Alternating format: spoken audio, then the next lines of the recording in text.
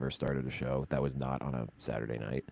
No, we did a 10 o'clock with Matt Flip before. Oh, that's right. How He you had to been? do it. We did a double that night. Oh, that was fun. We did like an 8:30 to 9:30, and then him at 10, I think.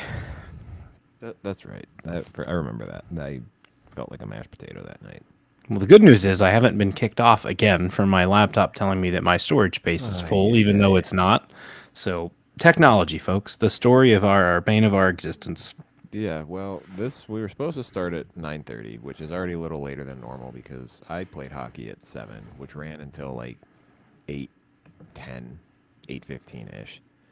Then the Wendy's I stopped at on the way home to get a cheeseburger was apparently had two people working because it took forever to get through the drive-through. And then I got home and Sam was taking the dog out, and she's like, "Hey, do you want to?" We're talking to our neighbor. We're gonna have the dogs play together. You want to come? I'm like, "Oh yeah, sure." Um, so I ended up not like getting in the house until like 9:08. You son of a bitch. I was very delayed, and then I took a really fast shower, and I still kind of stink. But we made it here, Clinton. How are you tonight? I'm doing good. Brad, tomorrow is Friday. We've had 2 full weeks full of birthdays. We have one more birthday being my father-in-law to celebrate tomorrow night. Then it's Father's Day Sunday, and we're supposed to go for our golf outing, and I'm not quite sure that's going to happen at the moment because it looks like it's going to rain. But we've had a fun week of T-ball. Been pretty good there. We're supposed to have a game Saturday again. It's supposed to rain, so happy Father's Day weekend to all of us dads out there with a rainy weekend. But the work week is almost done. We are going to be one Saturday closer to the college football season, which I know we are. What's a good vocab word to describe how much we're waiting for that, Ryan? Oh, I'm not rushing through summer. Vehemently? Nope, I'm not rushing through Oh, summer. I don't want to rush summer. It's enjoyable to see, like, say, hey, there's 7 Saturdays, yada yada. But summer's too fun. I'm not ready to be cold again. How are you tonight? After, I guess you kind of already said that, but how was hockey? Um, it was not great. Our goalie decided that he was not going to text that he couldn't come, and then one of our guys said, "Hey, you gonna be here?" And he's like, "Oh shit, I got stuck at work. I forgot to tell you." So it was literally like 7 minutes before our game, and we didn't have a goalie. And someone on the other team plays goalie, and after 30 seconds was like, "I'm gonna go play goalie for them." So it was good. We got our shit kicked in, but whatever.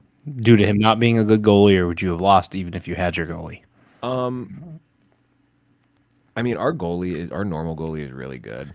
This was not our goalie who canceled. Our normal goalie couldn't be there, so we had a sub goalie, Gotcha. and the sub goalie canceled.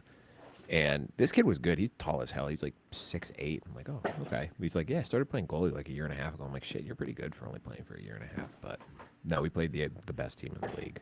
So That's no fun. no, there's a bunch of try hard dildos on their team. So it was, I hate them. I hate playing them. They're not fun. But we are their only loss. We beat them 6-0 in our first game. But Okay, that's fair. when you play the first 10 minutes of a game without a goalie, everyone's kind of all shaken up and rattled, and just the rhythm is off. But it was good. Is this how they break these leagues down, similar to what it was when you played in Columbus? Oh Like God, skill no, level wise? no, absolutely not. The Columbus League is a lot bigger, deeper. This is so boy, we are really getting into the weeds here with this, but um, so like a year and a half ago, there's like a AAA hockey thing that, or it's a company that like runs a AAA hockey team, bought the ice rink that my clinic is in, and they just started stationing their shitty AAA hockey team there. Like Michigan has a bunch of, like, Detroit area has a bunch of really good, like I wouldn't say legendary, but really good like under 16 hockey teams. Mm-hmm. And this one is trying to make a name for itself, and they just suck.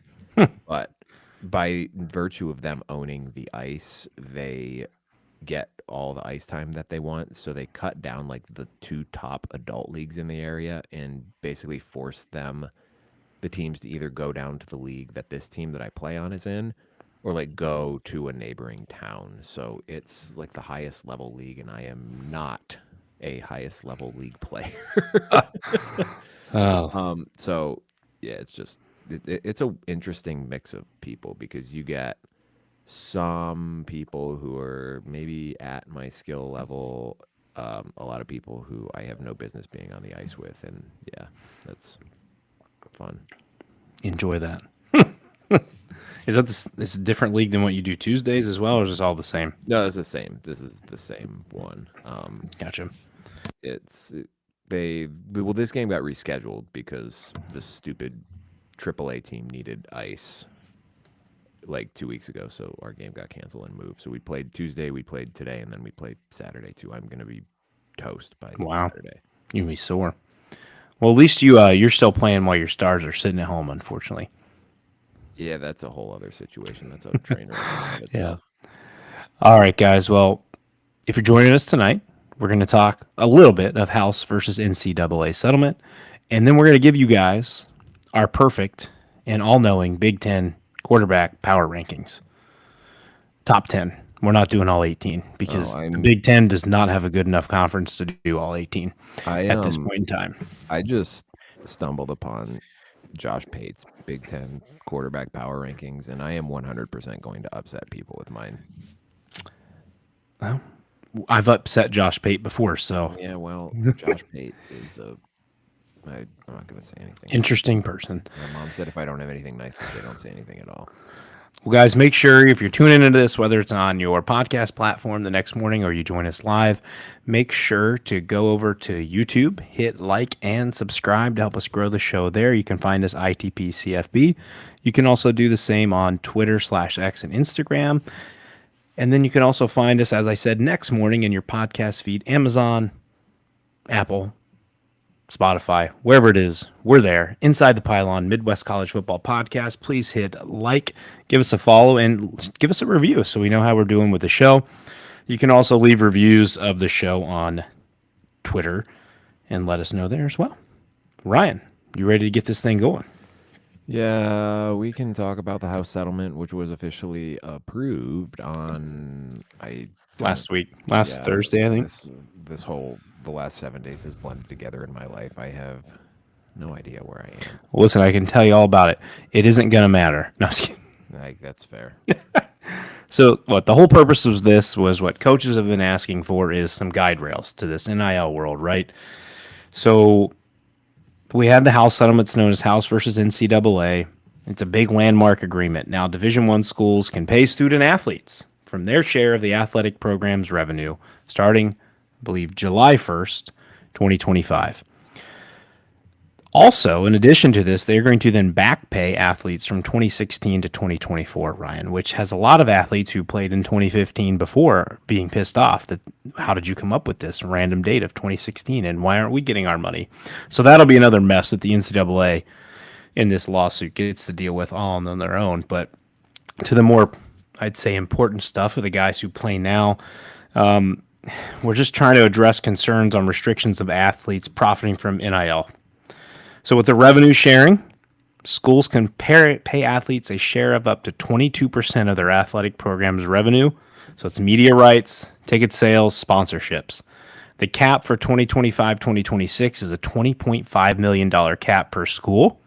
Now, the caveat to that is not all of that $20.5 million goes to the football program. I believe it's mostly divvied between football and men's basketball, and then there's other tailored down. So someone was saying like football gets 75%. So you're looking at like $14 million for your football program. And they're going to have an annual increase of about $1 million per year, eventually reaching a peak of $32.9 million in the year 2034, 2035. Ryan, we will be 43 years old at that point. Does that make you feel sad? Really wish you did not say that. Oh my gosh, that's scary. And then the cap on, you guys may wonder, well, what happens to all these NIL agreements that we had through the, what do you want to call them? What do they call the different groups that were able to pay these players external deals? You can still do that, but if they exceed this whopping number of $600, Ryan, they now must be vetted by a third-party clearinghouse. So they're putting a higher scrutiny on these to then ensure that these deals are fair market value. However, you're only as worth as much as someone's willing to pay you. So when someone wants to give this athlete $10,000 and then the clearinghouse says no, We're just going to get a lawsuit, and then the guy's going to get the money anyways. So we have the guide rails in place. How long will it take until someone jumps over those guide rails? One can only know. Your thoughts? It will happen probably immediately. Yeah. I mean, do you think, just on the general idea, what do you think about just schools sharing their revenue with players? Overdue? You still don't like it? No, I mean, it was definitely overdue.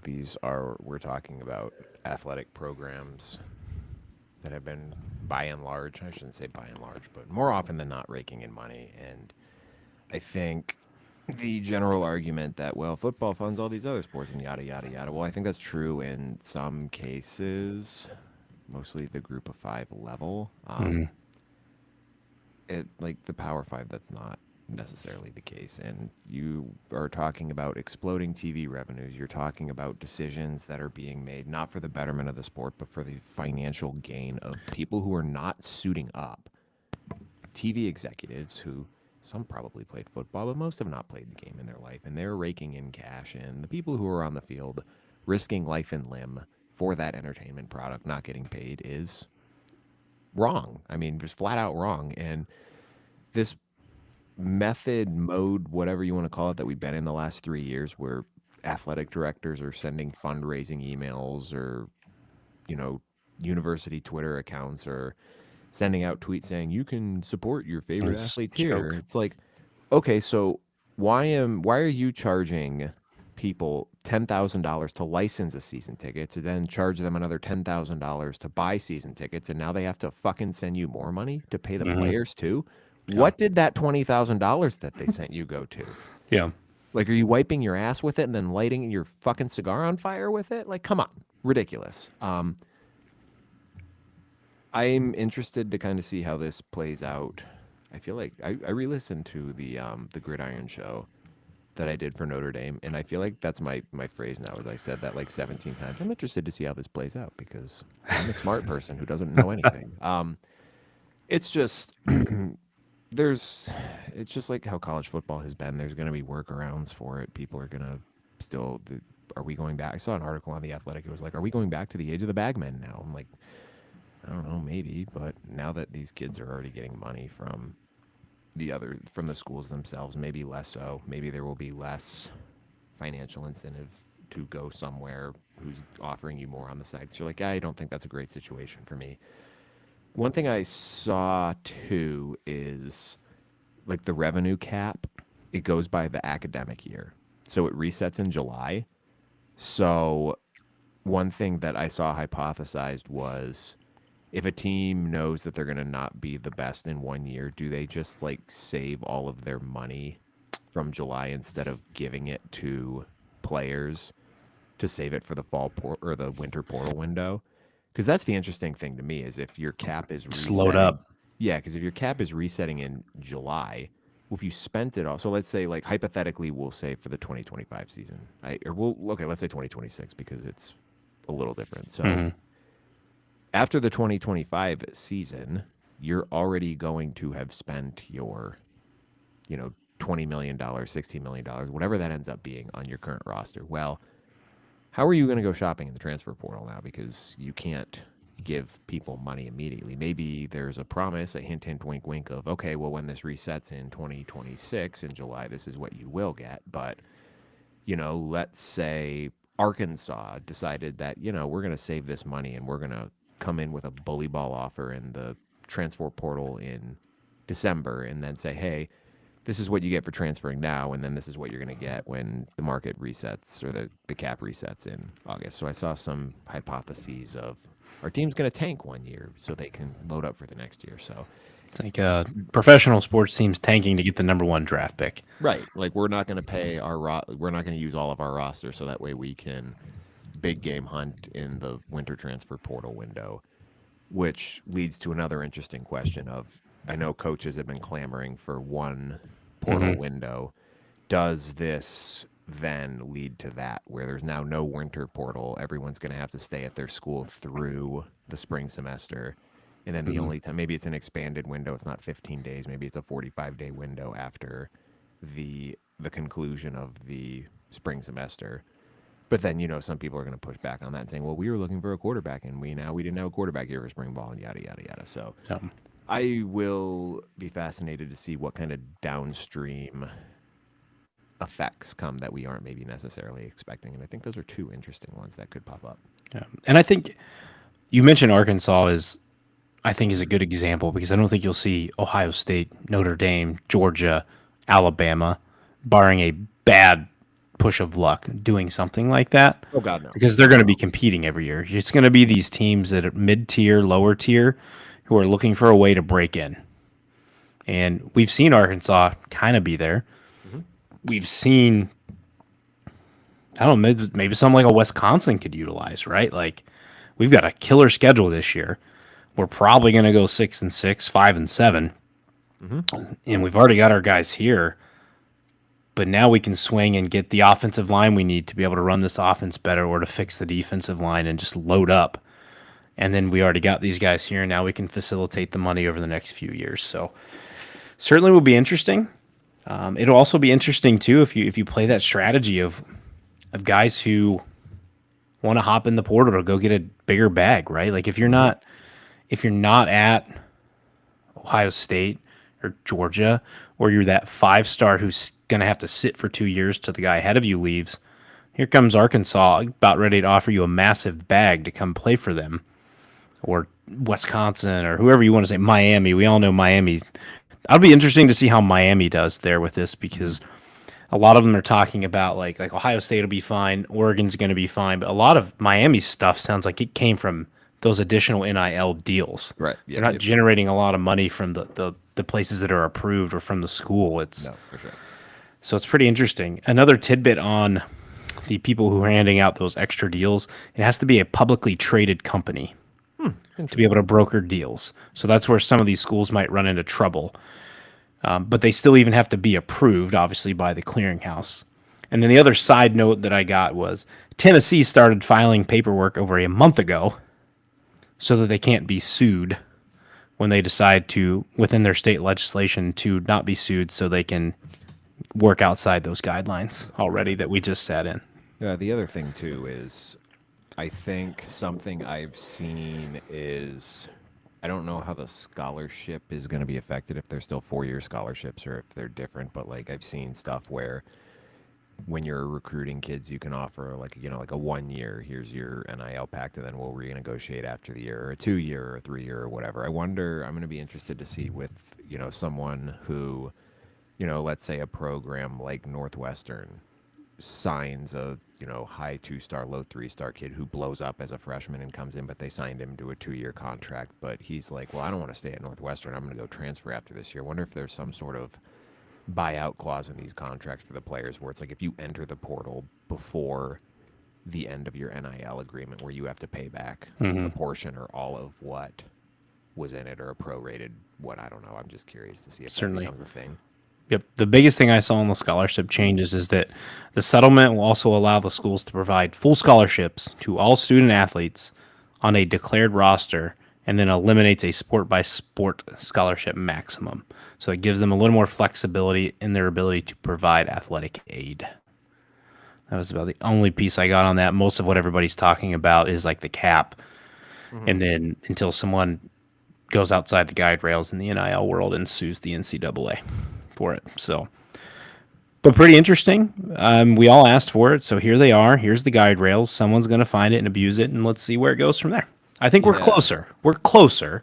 We're not there. It's a step in the right direction. No, I mean, Unlike the playoff, where no, we're I mean- stepping backwards. Yeah, I mean, ultimately, the only thing that's going to solve it is like a full-on collective bargaining agreement, but that's just Then we're just the I- NFL in college. well, right, but that's also like we're talking about a college players association that is what 10 times, 8 times the size of the NFL. That's just very hard to Absolutely. get that many people on the same page. So It'll I be a don't little know. less than your 10-year prediction of Super League, though, Ryan. Well, When there's only yeah. 50 teams. I mean, that's a whole other conversation because then, in theory, as we have a dog rotating over my shoulder here, You can see here.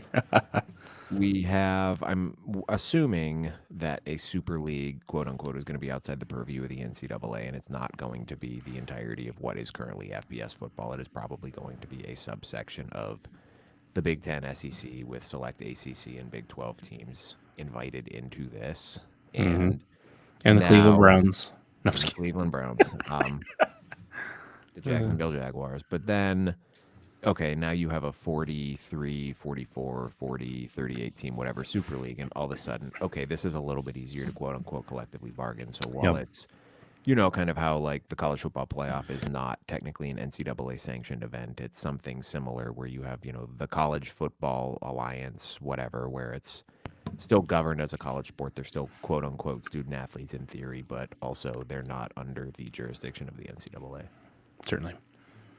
All right, man. You got anything else to add? No, I think that's all the legal aids my pea Yeah. brain can handle If for one for day. anyone who decides to listen to this, we just bored you for the first 20 minutes of this No, I episode. mean it's a Now let's get to the good stuff. yeah, I mean it's a fascinating theory, I guess, but Mhm.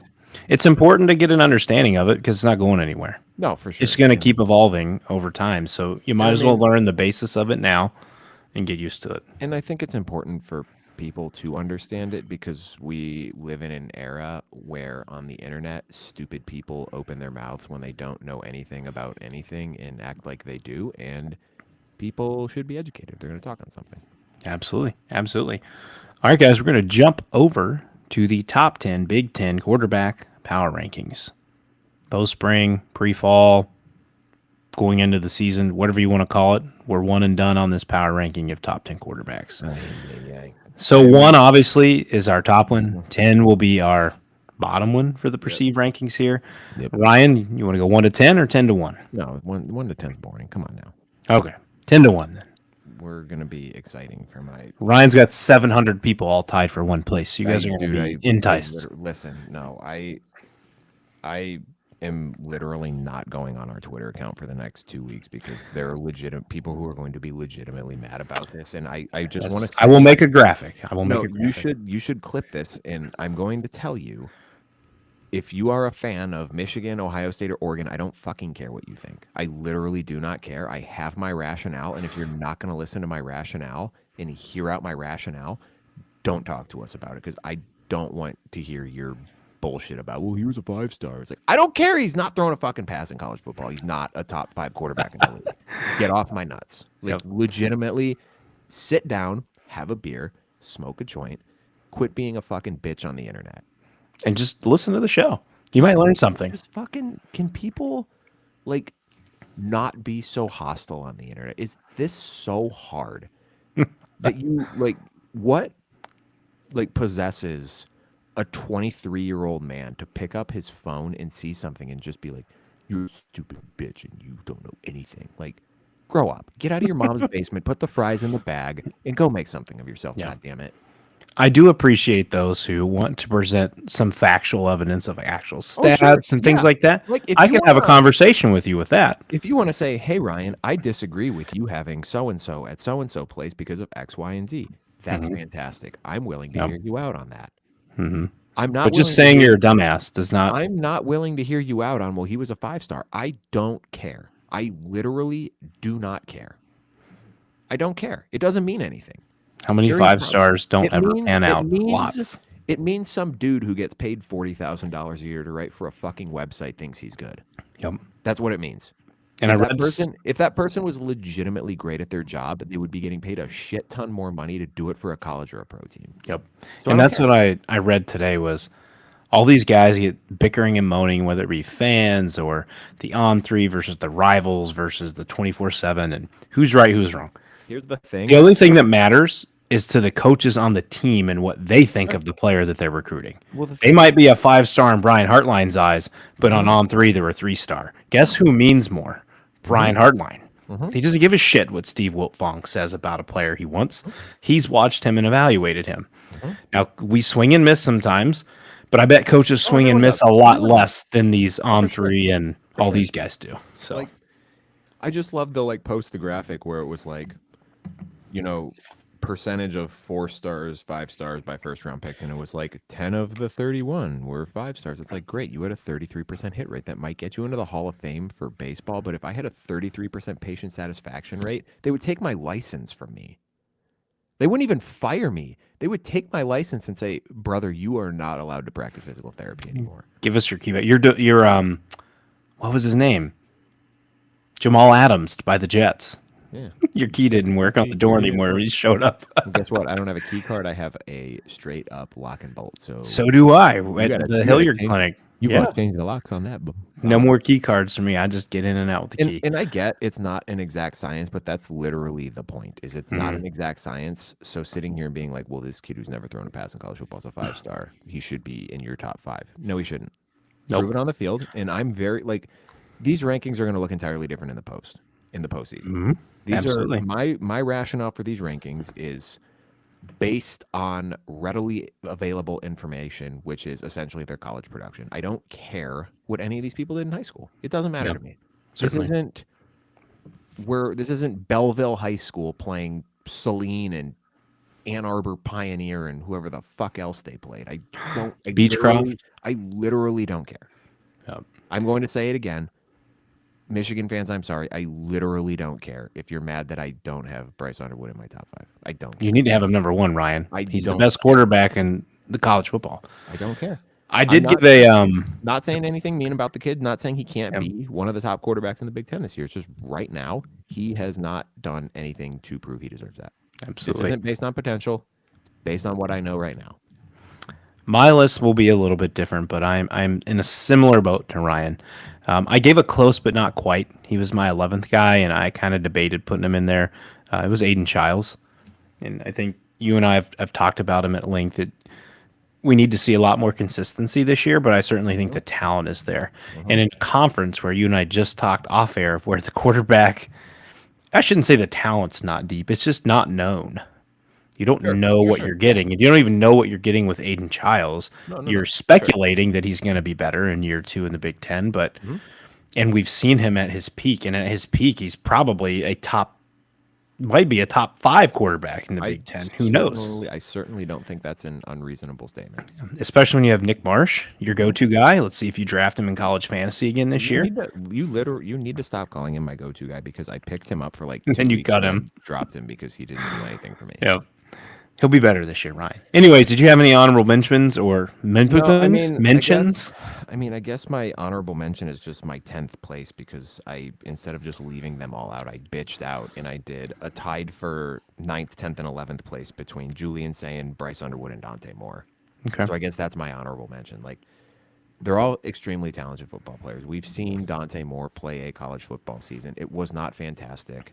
You can say maybe he wasn't the best fit for a Chip Kelly offense. I would say, why did he choose to go to UCLA in the first place then? You could say Chip Kelly was checked out. I would say, again, why did he choose to go to UCLA in the first place? He has talent. I really like Will Stein as an offensive coordinator. I think that is a much better fit offensively for him, especially considering what they were able to do with a guy in Bo Nix who, as good as he has turned out to be in the NFL as a rookie, was not exactly a heralded transfer portal addition. He was very hit or miss at Auburn, and they turned him into a guy who was exceptional far more often than not. And Dylan Gabriel too. I mean, obviously a more prolific college quarterback, we'll say. By Statistically, virtue absolutely. Yes, but that's kind of in the way that Sam Hartman was a prolific college quarterback, but maybe not exactly a good pro prospect. Dante Moore is a very good pro prospect, so they have talent. I think that's a good situation for him. Ditto Julian Sayin at Ohio State. He's very talented. I know I've seen the practice film. I've seen his release. It is very beautiful. I know he has a great arm. Again, I don't care about garbage time against crappy teams. Sorry, I don't. This is not a list based off potential. These guys are at the back half of my top 10 because of potential and also because, I mean, I guess you could probably throw Drake Lindsay in here too. I don't know as much about his recruiting profile. Dude, on the SI list I read today, he was 17th. I would not go that far down. He's below Preston Stone. I would not go that far down. That was horrible. I would have him a tier below Dante Moore, Bryce Underwood, Absolutely. and Julian Sayin, but I don't like. That's another guy that if we were sitting here in 5 months saying Drake Lindsay is a top 5 quarterback in the Big Ten, would you be surprised? I would not be. I cannot say it definitively right now, but it would not surprise me. Whereas I look at The situations at Rutgers, I'm like, Ethan Galiakmanis, was he better last year? Yes. Was he still great? Not particularly. Wisconsin, Billy I'm Edwards. just writing Billy Edwards off because it's Wisconsin and they've been ass at quarterback for the last 2 years since Luke Fickell's been there. That's not his fault, but I guess Aiden Childs you could throw in as an honorable mention too. I would kind of have him. I I guess he would kind of fall in this tier, even though he does have a full season of starting experience under his belt. But again, we've talked about him ad nauseum that he's still more theoretical at this point in his career than he is actual fact. He's Mm-hmm. got a very high ceiling, but he's got to fix the turnovers. Absolutely. And turnover worthy plays. Yeah, for sure. And we talked about Preston Stone a couple weeks ago. I think that is a fascinating fit, but he got benched last year, so we're not gonna jump on that hype train until he gives us reason to. And I don't even feel like talking about Maryland and Purdue, so we're not even gonna Because we don't have a clue yet. we're not gonna acknowledge those quarterback situations at Yep. all. So Yep. I think my honorable mention is kind of that 9 through, I guess we'll call it 12 range, and we can throw Drake Lindsay and Aiden Childs in there too, where it's guys who I think have exceptionally high ceilings, like a legitimate top 5 quarterback in the Big Ten ceilings. But again, they have not shown that they can do it at this level. You have to show it before I'm going to give you that credence. I'm not going to give you credence based on your potential. Again, this is not a potential list. I cannot stress this enough. I'm going to say it for the 15th time because someone's going to tweet us and be like, well, they were 5 stars. I don't care. Can you put that on the graphic too? Like, Ryan, in quotes, I don't care in all caps regarding 5-star quarterback status. I don't care. I I will literally do my best to find a way to put that on there. couldn't. I could not give less of a shit. I cannot stress this enough. So anyway, you can have the floor now because I've had 3 beers tonight and I'm rambling a little bit. So my number 10, to start my list off here, is Damon Williams Jr. I'm kind of on the hype train for him. I love his dual threat ability. He should be able to open up the offense for them in a way that Will Rogers didn't. Damon Williams, unlike some of the ones you mentioned, he had some pretty decent amount of playing time last year. 105 pass attempts. He only had 1 interception. How does that translate, obviously, to a season full of, 300 pass attempts? And a full schedule, taking a beating as a mobile quarterback. So I like his potential from the standpoint of he's played. This is nothing about his 4-star, 5-star ability. He's been in the Jed Fish offense. We've seen what Jed Fish has done with quarterbacks. Noah Fafita and then Noah Fafita's fall off when Jed Fish left. I think there's a lot on Damon Williams that we should be pushing our chips in. Not all of your chips, but a few of your chips in on Damon Williams for this year. And you kind of already named your 9, 10, 11, 12. You go for 9 as well. So number 9, there's hype everywhere. And if you're in Ann Arbor, there's drooling hype all around the world that he is the greatest player to ever walk the face of the earth. He may be Jesus Christ. I don't know. But Bryce Underwood. We haven't seen anything yet. I can't not put him in the top 10 because I think as he is, he's already better than you guys that you and I said we weren't going to list. That's fair. Just in thought, right? Like the talent is there. He's a big upgrade on what they had last year. I don't think you could get any worse. As you like to say, when the floor is the ceiling, but maybe it could be. Like I guess he could come in and be that bad. It can literally always be worse. It could be. It could always. You could be 6 feet underground instead of the floor. It's true. My biggest thing is, will the pass catcher stall his development? If you ask Michigan fans, they say absolutely not. Our wide receiver room sucks, but it doesn't matter because he is the second coming of Jesus Christ. All rational people say is, no, man, bad receiving core with a freshman quarterback and walking into Norman, Oklahoma, that's not always a recipe for success. That's going to be a challenge. Again, it's not knocking Bryce Underwood at all. I'm more knocking what's around him and what may limit his capability this year as a freshman. I think that's a fair point too, because I think even if you look at like a situation like Julian Sayin, who I'm sure you will talk about here in a minute, but I already talked about, he's going to look very good by virtue of the really good guy outside who he can throw the football to. He doesn't have to be perfect. All right. Number 8, Mr. Sakoviak. I kind of waffled on this back half a little bit. Waffled. Love it. I I'm going to pancake later. You can pancake block. Yeah. I think these three guys. So I'm a big tiers guy for people who listen to this show not a lot. They can probably pick that up about me. So I think that the unlisted tier is the guys that I just don't even care to talk about. The last tier, that 12 to 9 range, is more potential guys. These are the guys who I'm filing it under. I'm curious by, but I still have some questions about. So number 9, I have Jaden Maeva at USC. This was a last year was just weird, man. I don't know that Lincoln Riley, that Miller Moss was the best fit for a Lincoln Riley offense, given he's not like an overt runner. Not that Jaden Maeva is either. Like looking back at his UNLV season, he was not like an overt running threat, but he's a guy who at least is somewhat mobile. He had 4 rushing touchdowns last year, only 45 yards on 20 carries though.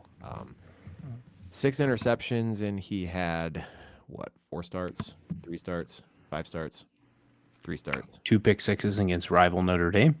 Yes, and then he also threw 3 interceptions in their win against Texas A&M. So 5 interceptions in 2 games against really the 2 best teams he played is not fantastic, but I do think he is a more intriguing fit for that USC offense than Miller Moss was. I guess the interesting thing here is if he struggles early, do they kind of cut bait and go to Hassan Longstreet? But he still threw 11 touchdowns last year. He certainly has to cut down on turnovers as well. But I think there's enough to be excited there about. He was the Mid-American Conference, Jesus Christ, the Mountain West Freshman of the Year with UNLV before transferring for last season. So he's a guy who has had some level-ish of success at 2 different seasons. So he's at least shown a little bit of something, even though I do have some questions with him and am not sure what his overall ceiling is here. Like ceiling-wise, I would have him behind the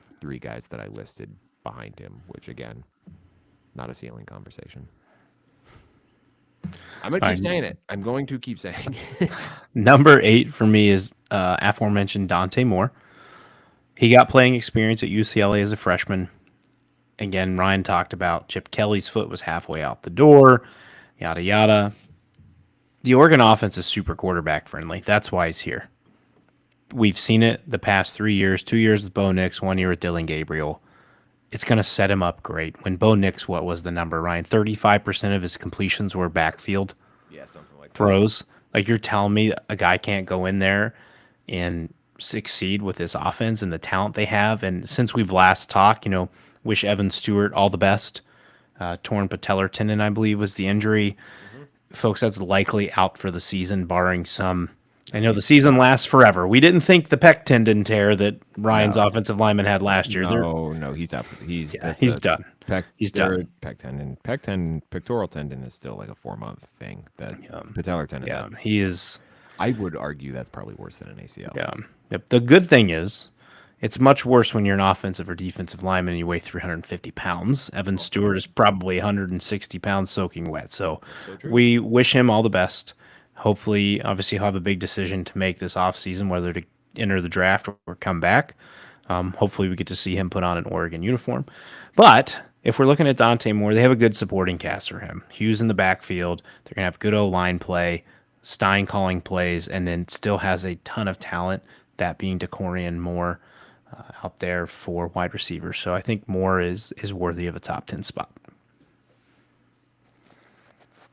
Next one for you. Oh, wasn't sure if you were going to just keep going there. What am I at here? Number 8? 7? I don't know. Your 9, 10, 11 Dude, I know. I really thingamajig threw me off. I apologize for what I did to you. I think this is number 7. Okay. I have Damon Williams here. You're there with me. I love it. Listen, man. I have been a proponent of Washington being the Indiana of 2025, the team that we don't expect coming that potentially can get a playoff spot. I kind of struggled where to put him versus Maeva versus the next guy on my list, just because he had a measured level of success last year for sure. I thought he played pretty well, all things considered, against Oregon and Good again ones. against Michigan. Louisville in the bowl game for sure. But he also did not start. He was more of that change of pace guy. So now that there's kind of teach tape out there on you, how does your game adjust to kind of get around that? What's your adjustment to the adjustment that teams make to you now that you are unquestionably the guy going into the 2025 season? He has overall a pretty good situation around him. You got Jonah Coleman coming back in at the running back position. Denzel Boston is going to be one of the best receivers in college football this year. That's a good place to start. He's a Better mobile guy. offensive line. Better offensive line. He's a mobile guy. Not, I don't know that I would call him like a super explosive runner, but But he's dynamic enough that you have to respect the run. correct. I mean, he ate Michigan up in that game with his Uh, legs getting key first downs when they played him last yes. year. The issue is he's not exactly the biggest guy. So you worry about that a little bit, just if he's taking a little bit more hits. But he was good as a thrower last year, only one interception. That is certainly good in 105 attempts. But we will see. I like his potential a lot. I like that he showed it at least a little bit in a couple starts last year. So that's why I gave him a little bit of a bump over my Ava. He's a little bit better at taking care of the football. Number 7 for me, Nico Iamaeva. Hmm. He led Tennessee to the playoffs last year. We've done it multiple times, diving into his stats. They are quite misleading, Yes. but that doesn't mean he's not a good quarterback. He's still a solid player. Maybe there's something too behind the scenes where dad just said he's not the best fit for Tennessee's scheme. Again, we go back to then why did you go there? Oh, because $9 million of NIL money. That's why you went there. Yep. Chasing bags instead of trying to go to the place that fits you better. So I think the challenging part is how does he adjust to UCLA life, and the talent gap is there because no one is going to stand here and tell me that UCLA's talent level at this current time is that of SEC playoff 2024 attendee Tennessee Volunteers. With you. It's not even close. With So I think Deshaun Foster, and we're starting to grow our more connection more with UCLA fans on the social media platforms. Jesus. Blocked. Yeah. Props to Locked On Bruins for following us. We hope to have more interaction with you guys in the future. Deshaun Foster's on a bit of a heater with the trail right now for UCLA, so future very bright, but that doesn't help this current team. And I'm just not sure what is going to be around Nico enough for this year, which is potentially a draft eligible year for him. We'll see how the season goes. But I have him at number 7 on my list. Maybe Rico Flores will finally win that Bolitnikoff he's been searching for. I have at number 7. Is this number Or 7? are we 6 for you now? I don't know. 6 or 7 for Ryan. The next quarterback on my list, I have Mark Gronowski from the Iowa Hawkeyes. I didn't really know what to do with this one. I think the step up in competition is going to be a challenge for sure. I think that Iowa not exactly having the most explosive wide receiver room could potentially be a challenge. South Dakota State's a really freaking good FCS team, so it's not like he's going from the Sisters of the Poor to the Big Ten or anything of that nature. But you always wonder with the step up in competition going from, again, it's still an FCS schedule to now playing in the Big Ten, which, depending on your point of view, is either the toughest or the second toughest conference in college football. Yep.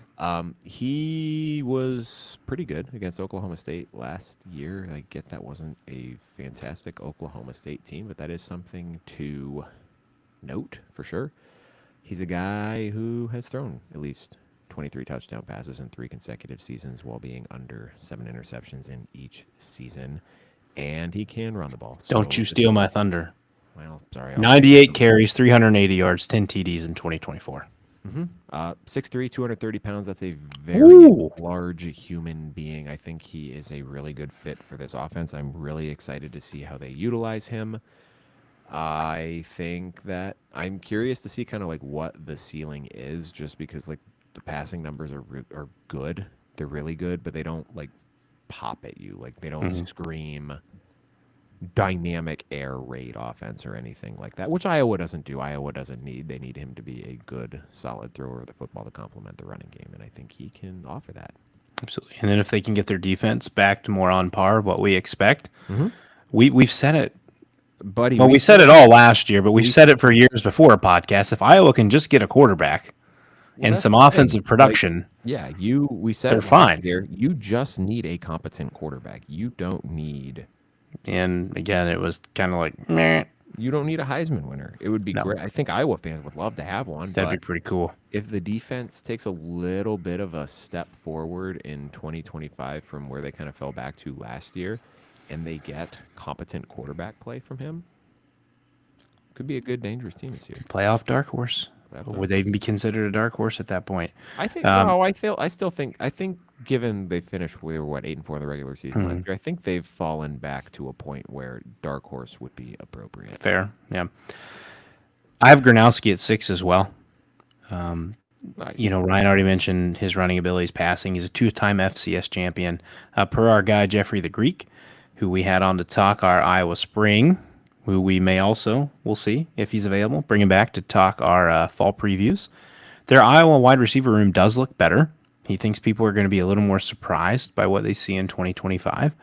So if you pair that nicely with Gronowski, again, you don't need Jeremiah Smiths of the world to make Iowa have a 10-2, 11-1 season possibility. What helps with Gronowski's adding on to his running abilities is that Caleb Johnson is gone. And we're going to be working in new running backs, obviously. But now that your quarterback has a mobile component to him, that takes a little bit of pressure off of your running game and your offensive line because he has escapability. So excited about Gronowski. I think, again, if you look back to last year, game 1, North Carolina, Minnesota, the time it took Brosmer to kind of have that adjustment, right? Minnesota plays pretty damn good defense too, and it still just took a little bit of time. So can Gronowski get rolling a little bit faster to get this season off on the right foot? Now, I do not believe Iowa is opening up with North Carolina, so it will help with a lighter program, but I believe week 2 is Iowa State, so you will need to be ready to go for the Cy-Hawk Trophy. Yes. Number 5 for me, since we had a repeat at 6, I'm going to lead us on 5. I have Julian saying, Homer. well, he's here, Ryan, not because of he has. Again, we can't deny he's had snaps. It's been against children of the poor, and he's also played with the third stringers. But having watched some spring game, he looks great. Ryan mentioned the arm, the quick release, the footwork. All that looks great. A little bit of question on maybe his peak height. I've heard 6'1". Some people say he's 6'2" now. I have him at 5, Ryan, because of just what he has around him. Ohio State's offensive line will arguably be better this year than they were last year if they don't have to play the Cupid shuffle along the offensive line. Jeremiah Smith is the best wide receiver, maybe the best college player in football. College football. Jesus, I'm just going to move on. Are you good? Carnell Tate Clinton, is out there. I'm the one who's drunk right now, and you're the one who's stuttering over your words. Yeah, I know, right? You got Carnell Tate out there as well. You got Max Claren at tight end, Brandon Ennis at wide receiver, Mylan Graham, you name it. There are names to be had on this Ohio State offense. You're going to have key components in the backfield to help you too. I think it's just built not only in a quarterback like friendly system per se, because you have Ryan Day, but you have all the horses to go with it, which I would argue when we go back to Dante Moore, my ranking for him is those horses don't quite match, at least in the receiver room, to Ohio State's at this point. It's just, it feels hard to not succeed. Now, if I was projecting Lincoln Keenholz here, we've seen play again. It was unfair for the kid when he got thrown into the Missouri game, when he came in at the end of June that year. Didn't go well for him. I don't know if I'd have him 5, but I think having seen Sayin play in person and watch clips of him, it just, I don't see how he swings and misses with the talent around him. Did I? I can't find it now because you turned our mentions into a battleground of stupidity. Did I? Thank you for all those who are partaking. Yeah, right. Thanks, everyone. Did I see a Michigan fan say that their tight end 1 is better than Max Clare because he was in the Yes. same class and was a higher rated recruit? Yes. Fuck off. Ryan, there has been numerous Michigan fans saying that they have better tight ends than Ohio State. I'm like, Max Clare was Okay, a fifth year senior. What's the rule? If they are year 3 in college and you are talking about their recruiting ranking, they stink at Yep. football. Guess what? We're not talking about Max Clare, his recruiting ranking, No, we're because he has talking about produced in yeah, college football. we're talking about the guy who had what 600 and 40 something yards for on Purdue last on year on Purdue. on a Purdue. garbage team. The head coach who was a defensive coordinator was calling their offensive plays. And now he's on, no Dominating. offense, Purdue, a real team No, with no. a real head You coach should and you should OC and offend quarterback. You should offend Purdue. Yeah. I love you, Purdue fans. You guys were great to us when we were there last year. Campus is beautiful. Your Good town is pizza. very nice. Great root beer at Triple X. Is it Triple X or just X? Whatever it was. Great root beer. I don't even like root beer. 21-year-old Ryan very much would have had fun in West Lafayette. 30. Speaking of which, side note, won't announce it today, but we are behind the scenes figuring out, and I think we're close to potentially our ITP game this year. The fuck do you mean we're close? I sent you one idea and you've said nothing about it since.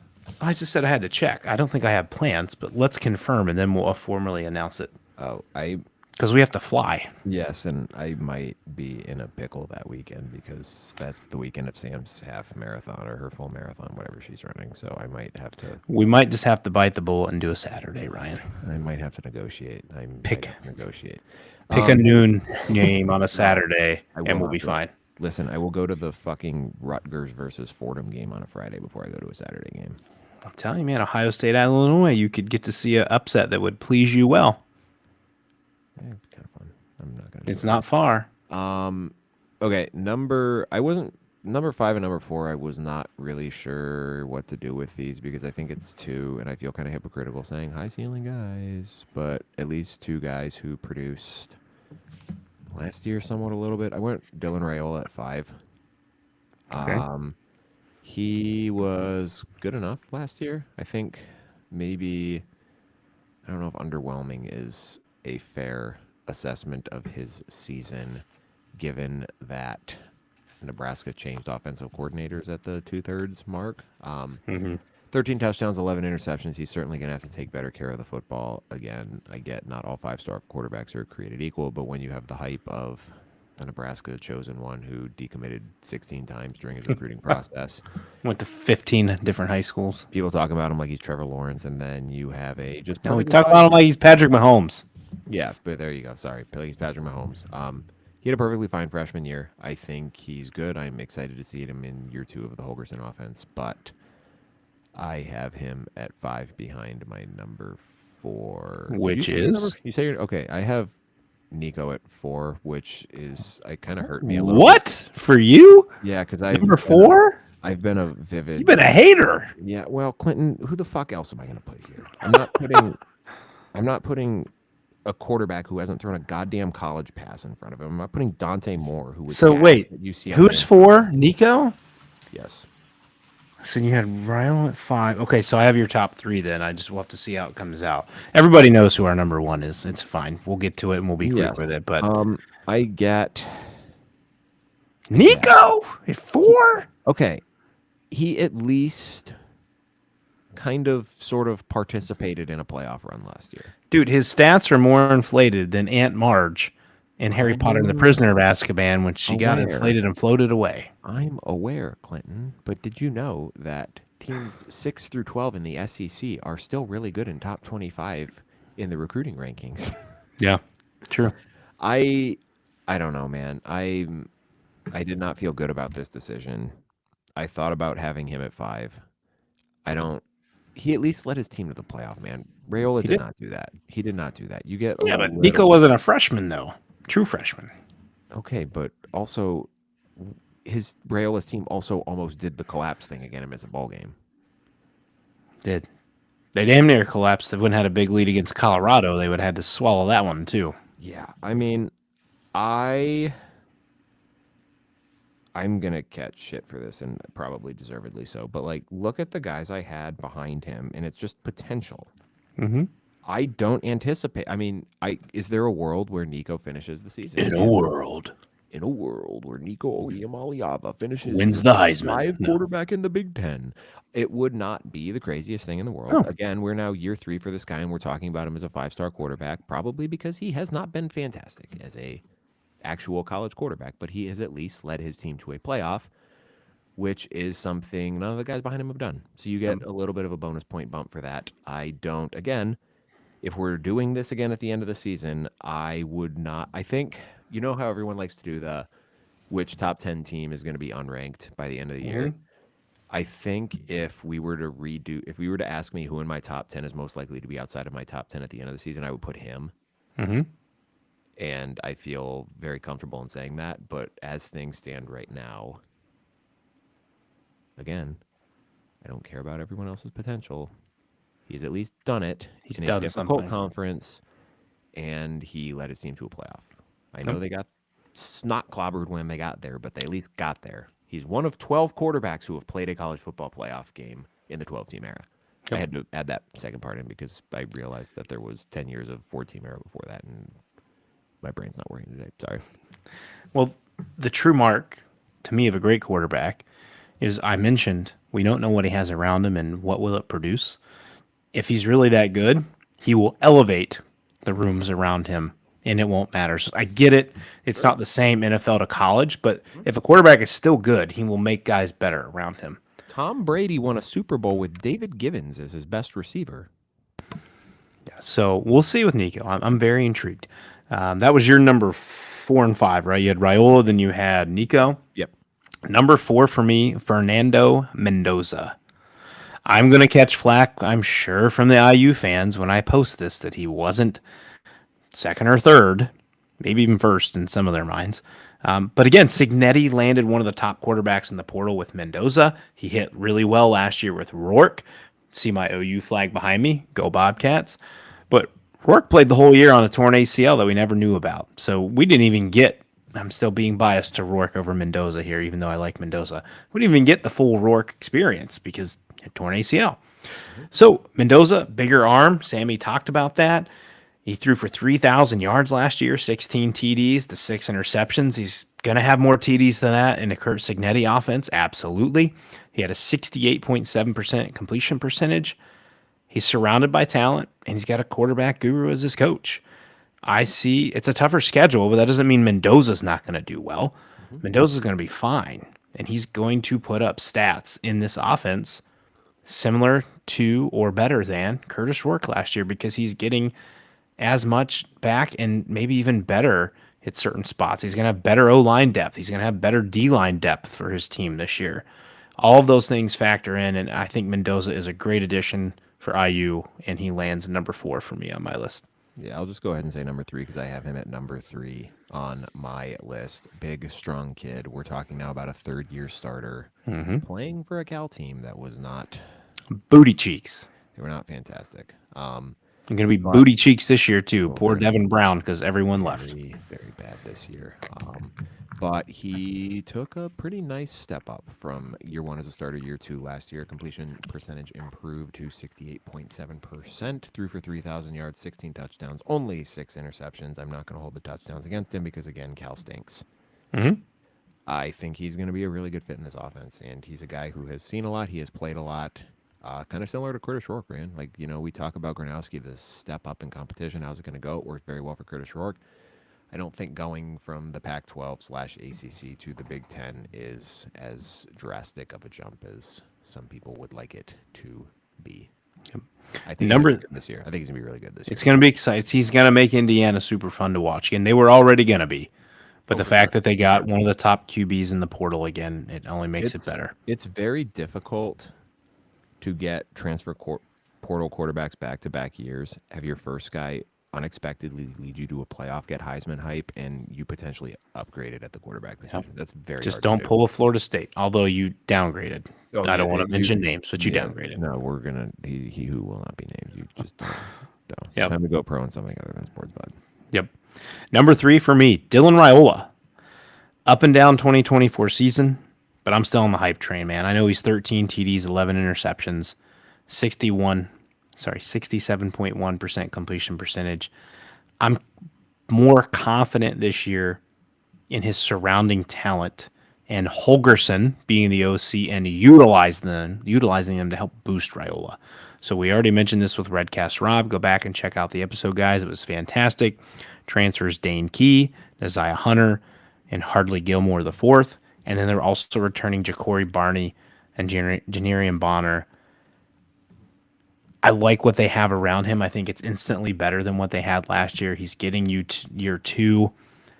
Plus, he gets more of an offensive guru with Holgerson. So I'm really chomping at the bit to see how this offense moves forward in year three of Matt Rule. The rule is the rule. It's Matt. Year three of him. He's going to be better. Are they getting 10 wins? I don't know. But I think Raiola takes a big step forward this year, which is why he's number 3 for me. We down to our final two?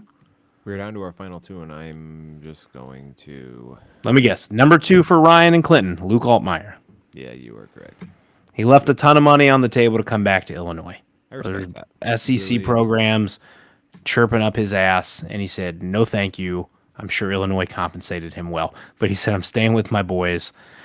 We already talked about they got a lot of the team back. I think 4 of 5 or all 5 offensive linemen are back. He is losing his top 2 targets in Franklin and Bryant, so they have to replace that. But he's had great progression in his 2 years as a starter for Illinois. He had 13 TDs, 10 interceptions in 2023. Again, injured during that season. And then the latter half of the season, he came in. I think he only had like 1 or 2 picks, so it got much better. Yep. And then last year, very steady, 22 TDs to 6 interceptions. I think the key this year for Altmaier and Illinois on the whole, and we've already mentioned this, is the ability to perform in the big games. Yes. So when you come across an Ohio State or something like that, you have to be able to show up and win that. Now you're getting them at home. You're not walking into a hornet's nest of Penn State, which is a tough place for anyone to play, but you have to be able to show up. You got waxed, I believe, by Oregon last year. You got essentially waxed by Penn State. Like the score looks closer than the game actually was. I sat there for 4 quarters just waiting for Illinois to do something, and they didn't do it. They beat him up in that game. Yeah, so we'll see.